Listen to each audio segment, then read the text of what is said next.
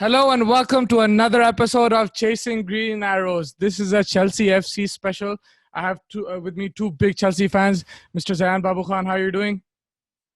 Hi, Mustiwe. How are you? I'm doing well, thank you. And Mr. Rayan Ahmed, how are you, man?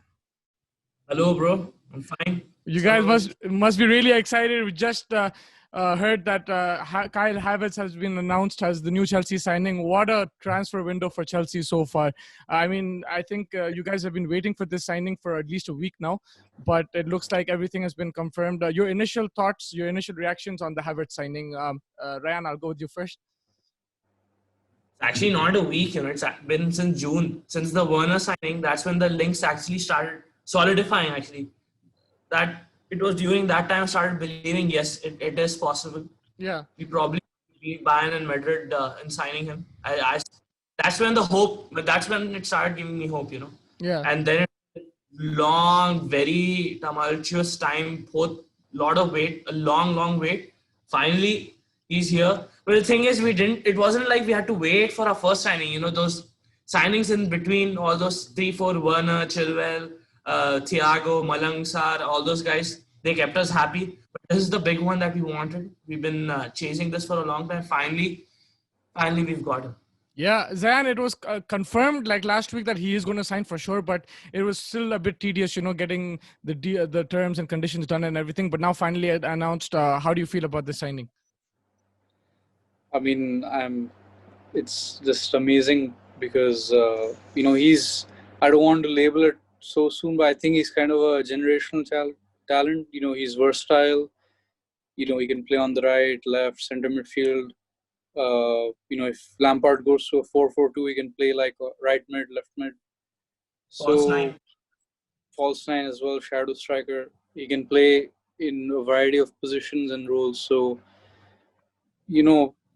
initially I was not like excited in the sense that when the links initially came out, I was like, you already have all these attack midfielders. But then I think the closer the deal got, the more exciting it became. And of course, he's a record signing. At least not now. Probably with the add-ons, he will be. Mm-hmm. So, I'm absolutely buzzing, even though I'm not showing it right now. Yeah, and I think like what Ryan said, the fact that you got two defenders as well, Thiago Silva and Chilwell, because that's where Chelsea really needed to improve from what we saw in the last season. But I think those signings makes Chelsea a very solid team now, well-rounded now. And Lampard has done a great job. You've been happy with with all the signings and the way Lampard has been backed by the board? Yeah, of course. Of course, because last season we didn't have an opportunity to sign any players. Now we don't have that excuse. And initially we were going for the forwards, which we felt, it was not as necessary as the defenders, when we got Ziyech and Werner. But then I think left back and centre back and also goalkeeper to an extent is probably the most important, positions we had to work on. And I think we've got amazing players. Chilwell, he's only 23. Maybe he's not the best left back in the league, but he has a lot of potential. I think he played in a very good team at Leicester. It's not like he was playing lower down the table. So I think in the long term, Chilwell will probably be amazing. Maybe not the first season because he's still pretty young. And then on the other hand, we have Thiago Silva, who's seasoned. He's won everything in season. Mm-hmm. He's won everything in France. He's captain Brazil. I think he won the Confed Cup, maybe like a Copa America as well. So he's won a lot of things. One of those players who's won almost everything.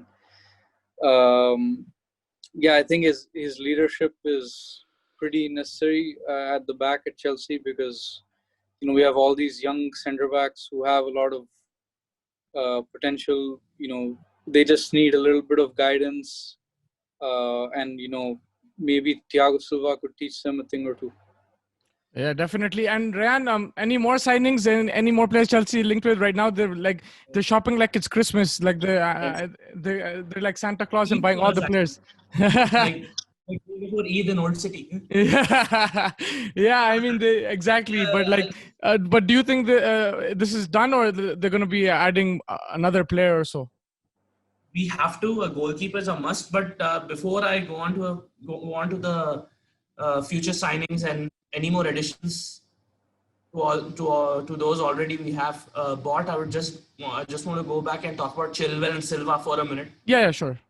Chilwell, as Zayan said, he's not probably the best fullback in the league, best left back, but he's young. He's just 23, a lot of potential, and also he suits the system a lot. You know, like we play high intensity, we like to press high, and we like to attack during the transitions. And that guy with his pace and his dribbling ability, which is very underrated. His dribbling is very underrated. That guy is going to be a big boost on counter attacks as well as regular attacks on the overlap, which Alonso can't do. All credit to him. He's a really good wing back, but these are certain qualities that he does not possess. And Silva, I think Zayan summed it up perfectly. Silva is a veteran, 36. I don't care about his age. He looks like a 28-year-old who's in his prime.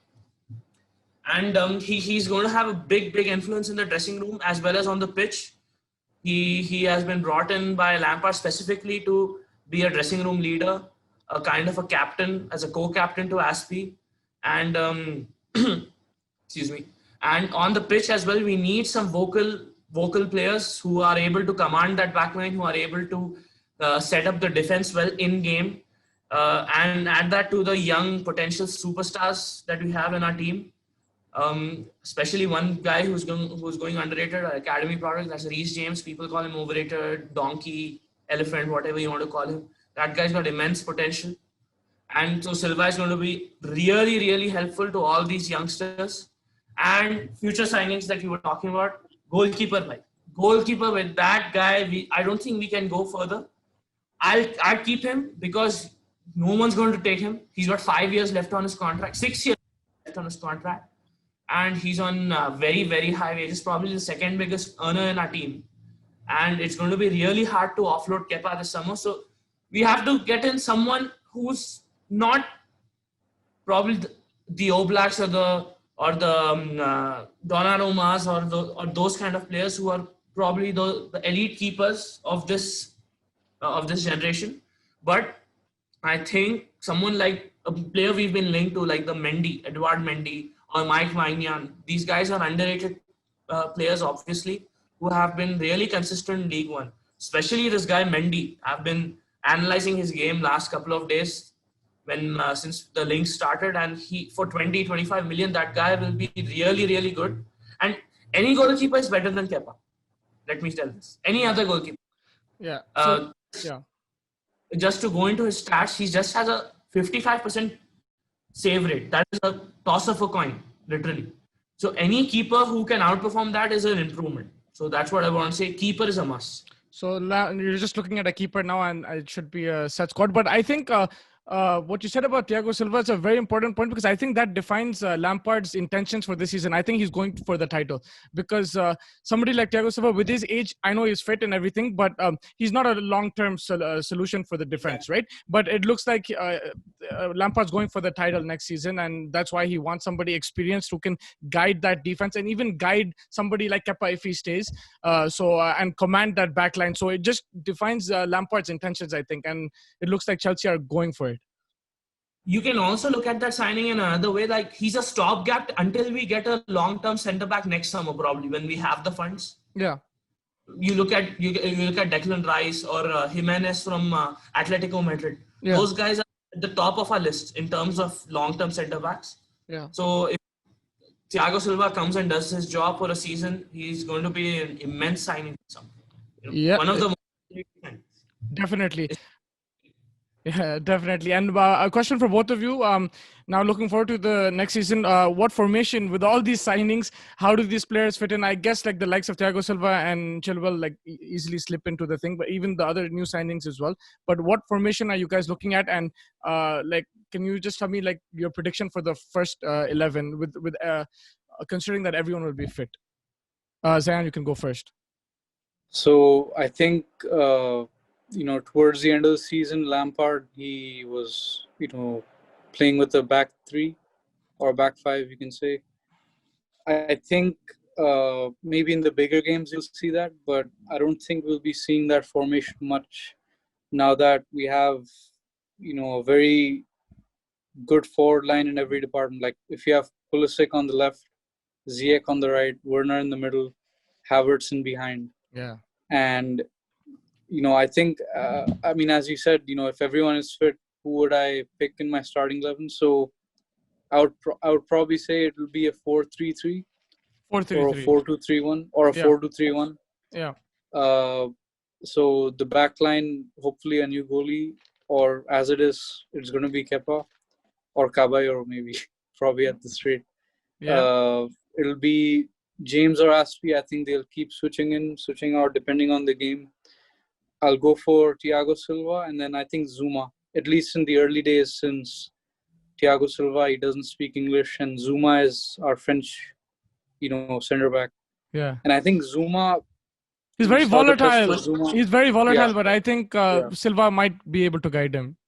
Yeah, I think Just a second. he's not. You he's just not. said early days, not early days. The whole season. None of those other ones are fit.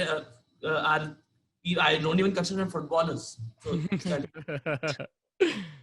It's a bit harsh, but I think Zuma. I think we saw the best of him under John Terry. Not under, but like next to John Terry, because Terry was able to guide him, with his leadership and experience and all that. And I think Zuma, he might seem a bit reckless, erratic, maybe not as comfortable on the ball, but then sometimes you need that in the Premier League, just getting stuck in. And I mean, he's very good at like tackling and heading the ball and stuff. So I think Thiago Silva can help bring that element in his game, like the composure in his game back. So I'll go for those. And obviously, depending on the game, if you're playing a lesser team which needs to be broken down, maybe Christensen would come in. He's probably not as good defensively, but then his ball playing ability and him actually being able to come out of danger is his main aspect of his game. So I think it'll probably be Zuma, as Ryan said, but then I can see other centre backs also partnering Silva. Yeah. And then left back goes on, there'll be rotation. Yeah, sorry. Yeah. And then left back will obviously be Chilwell. Yep. I think Emerson won't be staying with us. He's probably out of the two left backs, he's probably the one who we can sell and actually make money off. So, and I think Alonso is good if we switch to a back three. And I think Emerson just doesn't fit the bill. So I think Chilwell, without a doubt, as a left back. And then center midfield is where we get all these issues. I would ideally go for Kante and Kovacic. Yeah. Because Kante to break up the play with all those attackers. If he's even if he's in a double pivot or in a CDM role, he can do the job well. I think Kovacic, bring the ball out of the midfield, connecting, dictating tempo and stuff. Even Jorginho can do that, but I think Kovacic is a bit more of an all-round midfielder. Yeah, he's like an enforcer. So I would go for Kovacic, and then Havertz and Mount will probably switch. I think Lampard obviously loves Mount. We saw that all of last season. I think people are saying, what about the youngsters? They're finished. They're not going to play anymore. I was going to ask you guys that, but yeah, Yeah, I don't think that'll happen because, Mount is so essential to Lampard's system, at least from what we've seen. His pressing, his work rate, and he's actually on the ball, he's pretty decent as well. So I can see, at least early days, I can see Mount probably starting ahead of Havertz, but then over the season, Havertz hands down. And obviously, hopefully for years to come, Havertz as well. So either in a 4-3-3, as a kind of a advanced playmaker or like Mazzala type of role, or in like an attack midfield role, those two will switch. I think Barkley will leave, in all honesty. I'm not sure about Loftus-Cheek yet. And then on the right, we lost Willian and Pedro. So I can see Ziyech being there. If necessary, Havertz can also go to the right. And then on the left wing, we have Pulisic, Captain America Pulisic, of course. Yeah. And he can switch in with Hudson-Odoi. But if necessary. I think Mount, I think we've seen him play on the left wing as well. So I think Mount can also switch over. So it's very versatile and, fluid front attacking three. And then strikers, of course, I think you're sorted there with Werner and Abraham and Giroud. All right. Yeah, perfect. And I think now the squad looks good. So I think even if you start the new signings, the youngsters can fill in, come as so. It's going to be a long season. So like the cup games and even in the Premier League during the second half and stuff with the rotation and everything, I'm sure they'll get good enough opportunity. But Rayan, according to Zayan, like, I mean, I'll just make like an 11. Just let me know if you agree with this. Like a predicted 11 for the starting for the first game. Kepa. If he's there, I know you don't want him, but if he's there, Kepa. And then Aspi, Silva, Zuma, Chilwell, Kante, Kovacic, Havertz, and then left Pulisic, right Ziyech, and then Werner in the middle. So you're good with sorry? Is this for the first game, Brighton? Yeah, first game Brighton, or let's just say the strongest 11 for like in general. Yeah. Because against Brighton, Silva wouldn't be available, Chilwell isn't available, and okay, they're not available. But based on their availability, they are available. Yeah. Overall, as Anne said, he was spot on with his formations and all. Yeah. Now he said 4-2-3-1, didn't he? He said 4-2-3-1. That backline he said was perfect. Yeah. Except a new goalkeeper, hopefully. Yeah. And one thing is that he should. Frank Lampard will also play probably a 4-4-2, a narrow 4-4-2. Like in FIFA, you say 4-2-2-2, right? Yeah. That formation, 4-2-2-2-2. So that means Havertz plays as second striker with Werner, and Pulisic and Ziyech in behind. And as you said, now the thing is with that midfield pivot, Kovacic and Kante, it looks really good on paper, but in practicality, who's going to be the holding midfielder? Kante loves just going all over the park, running around and making tackles. But there has to be someone who holds, right? We had Matic when Conte won the league. Now Kovacic also loves to dribble, and most of the times both of them will get caught out of position when on the counter attack. That's the only thing I'm afraid of. Otherwise, that midfield is really good. That is the only concern, that midfield. And against, like Zayan said, against low blocks, I think we should just get rid of Kovacic against low blocks and play Kante as the lone midfielder and bring Mount in along with Havertz. Because teams like Burnley and Crystal Palace, they sit with a 5-5 formation, literally. A 5-5 formation, or sometimes a 6-4 formation. So these guys are like park the double decker. So to break these teams down, we probably need Mount or someone, or even a Hudson-Odoi. Yeah. With that electric burst of pace he has. So that's going to be really interesting to watch. And as you said, hypothetically, that's the team I'm going to go in with too. Yeah, the strongest 11. I think it looks really good. Strongest 11 is that. Yeah. Puma Silva is the strongest centre back partnership, and that makes the strongest 11. I'd put James over Aspi in the long run. Yeah. Okay. Sounds good. I just have two more questions for you guys. One is. Now with these new signings, the likes of Ziyech, Werner, let's say not Chilwell, but Ziyech and Werner, and even Havertz, they haven't played in the Premier League, and we've seen some players struggle, right? Even though over the last few years, like people like Bruno have come in and just taken the league by storm. It's not been that big of an issue, but the English league is fast paced. So do you see any of these players struggling a bit, or do you see them firing from day one? Either of you can take it. Okay. So, fine. It's going to take at least a month and a half for the whole team to start gelling, and that's all on Frank Lampard. That's true because there's so many signings, so they'll have to. There's so many signings, exactly, and all of them have been brought from different leagues except Chilwell, obviously, and they've all come from much more open leagues where the defending is not as high standard as the Premier League on paper, though. Premier League let's say more physical. The Premier League is more physical. More physical, exactly. Premier League is more physical. Those leagues are more open. They are more tactical. It's all about the pressing. It's all about the combinations. So for all these new players to start gelling and start fitting in on the pitch, all this combination play, it's up to Frank Lampard. If he can make them feel comfortable with formations he puts out, and they are able to combine perfectly, then I don't see even that 2 month settling period. If Frank Lampard can make it work. So it's all down to the manager for you. All on Lampard for that to make it. Yeah. for those players to gel together as soon as possible. Yeah, Zayan, do you see anyone struggling initially? I mean, it's hard to say. I think it'll probably depend on the opponent, how much of a shithousery they possess. Like Burnley, they don't leave any prisoners. So opponent always scares me. yeah, but if it's like a Brighton, like a more fluid team, I think players won't struggle as much.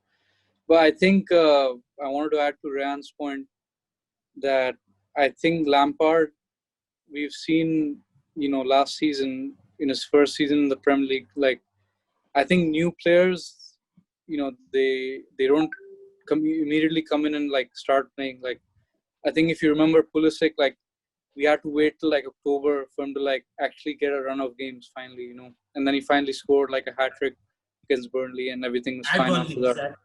Yeah, so I think initially we'll see like at least for Havertz, I think we'll probably see Mount in place of him. Maybe Abraham or Giroud ahead of Werner. I'm not saying it will happen. I'm saying, especially early days, there'll be more rotation and more switching, changing, and adapting the formation and the Premier League and stuff. But I think Havertz will take the most time to settle in. Yeah, he's very just 21, and the investment suggests it's a long-term signing. So don't expect him to go all guns firing like Bruno did, because he's younger than Bruno. He's more of a technical player compared to Bruno. It's going to take some time for Havertz. Sorry, Zach. Sorry. Yeah, I think I can probably see Ziyech probably starting more, because unless he's injured, because we have no Willian, no Pedro, and the only other alternative we have is Hudson-Odoi. So I think Lamps doesn't entirely trust him. I mean, he does, but not like really. So I can probably see Ziyech. He was the first signing. He was the first one to be in the Chelsea training. So I think we'll probably see Ziyech more before seeing Werner and Havertz, especially Havertz, as Rehan said. Yeah, I think that's the thing. Even Ryan's point about gelling, it's a very important point, because there's so many different players coming from different leagues. So that chemistry, I think Lampard will need a few training sessions to build that, and maybe it might take some time for each player to make their debut. But nonetheless, these are exciting times for Chelsea. Some great signings. I think all the other opponents will be wary of this Chelsea team. Finally, what do you guys think about what's your prediction, and what would you be satisfied with Chelsea's rank in this season? Are you going for the title, or like even second, third? Will you be satisfied with that? Let's do it this way, okay? Let's not like you want the prediction, right? Let's go with points, goals scored, goals against, something like that. Okay, go for it. If you, if you're down with that, that's fine with me. I think that's a more accurate prediction. But it's going to be difficult, because I don't know how many goals will this score. Because this last season with 66 points, we got third and fourth, same. Yeah. So Zan, you go first. Aapka prediction. So I think Chelsea's fixture list over the season, the fixtures are released, is very well balanced. You don't have a run of games with like the top 6 or like the top 10 teams. Like it's pretty evenly spread out, and that's obviously a great benefit. We have Man City and Arsenal back to back. I mean, that's the end of the season. It's not, and I think by that time we shouldn't have. We'll have won the league. Yeah, team gelling and stuff probably won't happen. Yeah. But then I think realistically speaking, we're just speaking about the team gelling and stuff. I think Man City and Liverpool are still, by far the best in the league. I would say Chelsea have definitely bridged that gap. Even closer. It won't be, I don't know, it was like 30 points, right? Yeah. Or 25 points or something with Liverpool. 33. So, yeah. And I think Man City this season, they've, invested well. I don't think Messi is going to go, but regardless of Messi going or not, I think both those teams are definitely going to finish top 2. And I think Chelsea will be close. I think we might just slip away in the end. But I'm also going to add that we will probably go for the FA Cup or something. Because I think Lamps as a player, he he's used to winning trophies every season. We didn't win one last season because of number of reasons, but I think he knows that how important the trophy is at Stamford Bridge. So I think we'll probably see a cup run, maybe a Champions League run, depending on fixtures and all, of course. But it'll be third. It'll be a one position better, but the points gap will be much closer than what it was last season. So third, in my opinion, and a cup, hopefully. And a cup. That you'll be satisfied with that, like a trophy at the Champions League spot. Yeah. And I think that's realistic. But Rayan, are you more ambitious, or do you agree with Zayan? Actually, I'm less ambitious. I'm fourth and a cup, as Zayan said. But the only team, so no offense to Man United, but I see Arsenal finishing above us. I see Arsenal in third place. Our co-host who's not present today would be very happy with that. Yeah. That's right. Our co-host who's not present today would be very happy with that comment, Mr. Abrar Aziz. Yeah. Yes. I see Arsenal finishing above us, just maybe by a couple of points, because as Zayan said, we'll fall away in the end, and that's when Arsenal will start picking up their points. And those gelling issues that I talked about first couple of months, those will come in to effect late in the season. So I'm saying fourth and a good cup run, maybe a trophy. Yeah, I actually I would look at it, spin it a bit. I agree with you guys that Liverpool and City are like the top two teams right now.